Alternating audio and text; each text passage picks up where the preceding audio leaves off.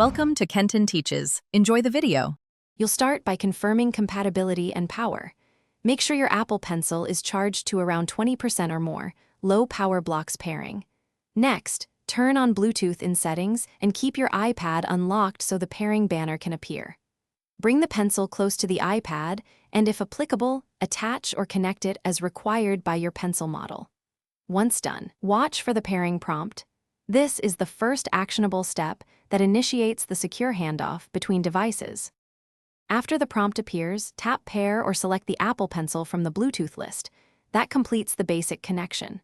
Then go to Settings, right arrow Apple Pencil to customize double-tap actions, pressure sensitivity, and tilt behavior. This is where you tailor how the pencil responds to your hand. Make sure to test in the Notes app. Draw strokes, try varying pressure and tilt, and watch latency. If strokes lag, check Bluetooth interference and close heavy apps. Fine-tuning here improves accuracy and responsiveness. Finally, confirm the Apple Pencil reports as connected in Bluetooth and appears under Settings, right arrow Apple Pencil. That indicates a successful link. If pairing fails, restart the iPad, recharge the pencil fully, and repeat the pairing steps. Simple resets often clear transient issues.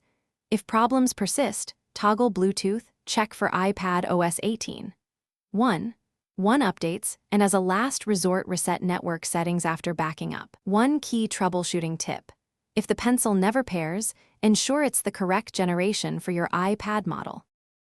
Thanks for watching. Please subscribe if this video was helpful.